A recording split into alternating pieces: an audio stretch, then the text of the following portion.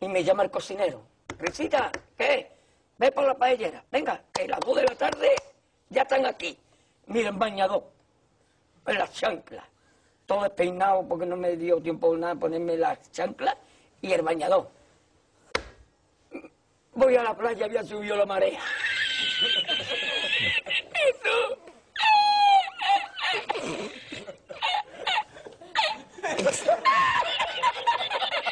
Jesús.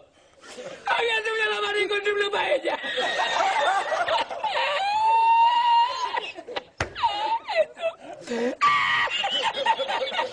Y la encontré porque estaba la paellera agarrada metida entre las piedras de Chipiona, del faro. Y cuando entro en el restaurante me ve el cocinero con una paellera y a ver solamente paellera.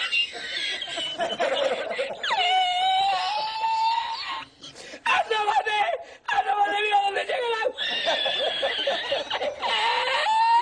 Llegaba el agua hasta el restaurante. Había subido la marea.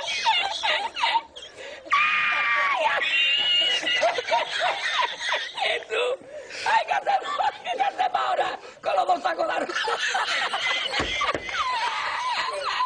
¡Ay, llama para Sevilla! ¡Llama a Sevilla que traigo un país! ¡Ay, Jesús, yo con el bañador y con la paella!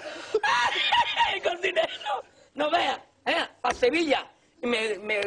Y al último, que cuando ya salió la bien de regla, estamos llorando los dos. Me cobró el tío la... Me cobró a 500 veces. Y ya no fui más. Me fui andando a coger los amarillos hasta hoy.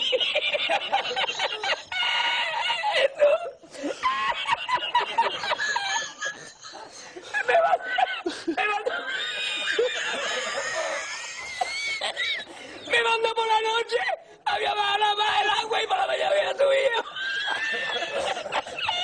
Cualquiera estaba donde está la paellera, ¿sabes? A lo mejor está en el barco ese del petróleo.